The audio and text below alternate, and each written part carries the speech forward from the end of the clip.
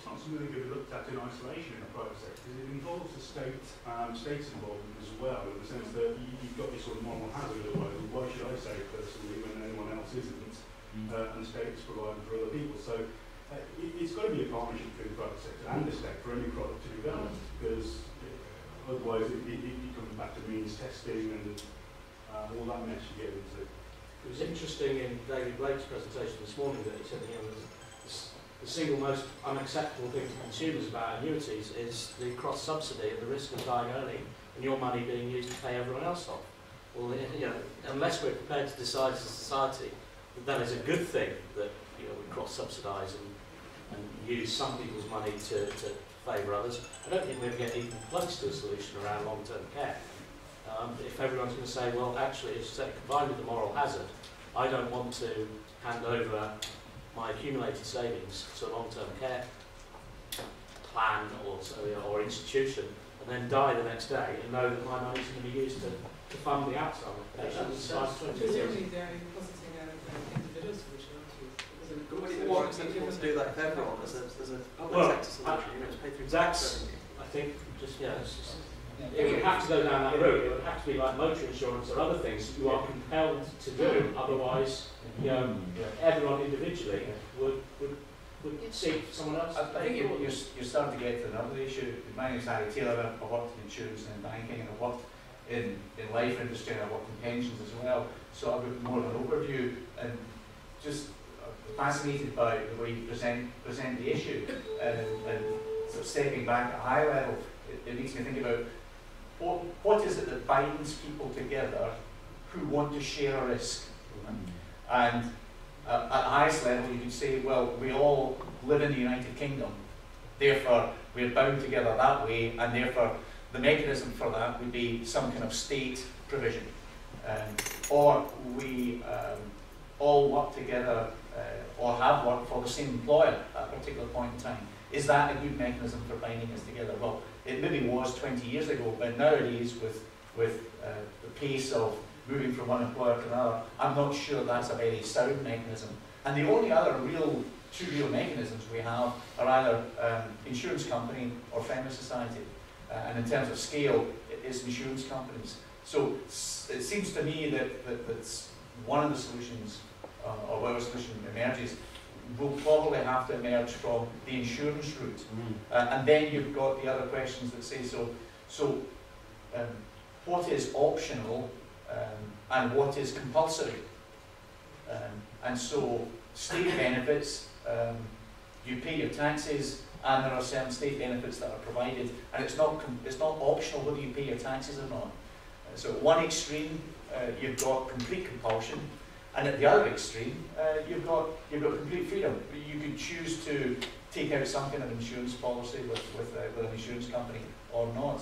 And I think it's these kind of balances that we need to start thinking about as to what would be the right mechanism to bind together people to provide whatever it is that's necessary.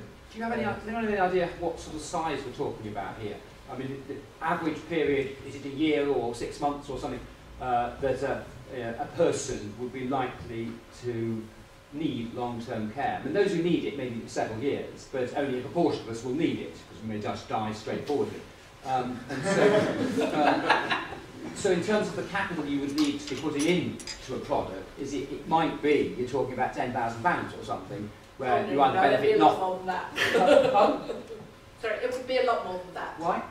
Because care is phenomenally expensive. Yeah, but if you need, if 25% of us need it for 3 years, then if you do the sums, the average need is for 9 months. I don't know what the number is, but a lot of us will need nothing, and some of us will need £100,000. Yes. And it's what's the average, because if we've got an insurance solution, that means, as it were, we all put 10,000 or 20,000 over some period of time into a product which either pays us out nothing if we die, or pays us out something for the number of years we need it for if we need it. And I think that's right, but the thing with that is that we have to make a selection game. Sorry, I've got some figures here that men in the UK can expect to live their last 7 years with a disability, and for women the average is 9 years. Okay? On average, we weekly fees for residential care in England are £60 higher than the current standard council payment. So, but the current facilities paid by, you know, council care is not the sort of care that we would want to have for ourselves. Is that similar to the pension system where you've got basic provision and adequate level provided by the state, and then you top it up yourself as you can and want to? Yes, but that's what I'm saying. You know, you'd have to separate out the welfare from the want to.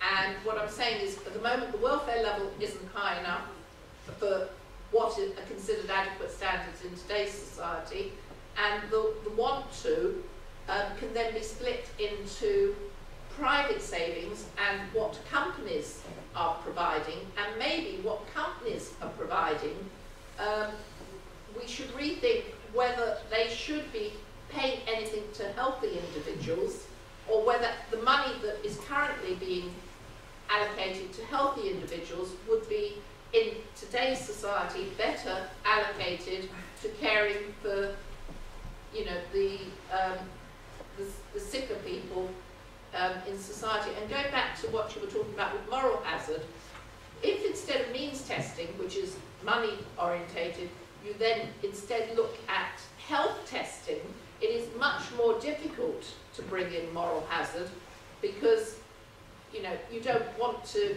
prove that you need to live in a care home if you don't need to. I mean, there might be a few nutters.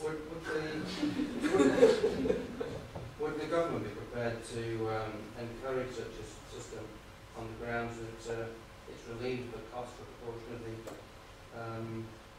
population?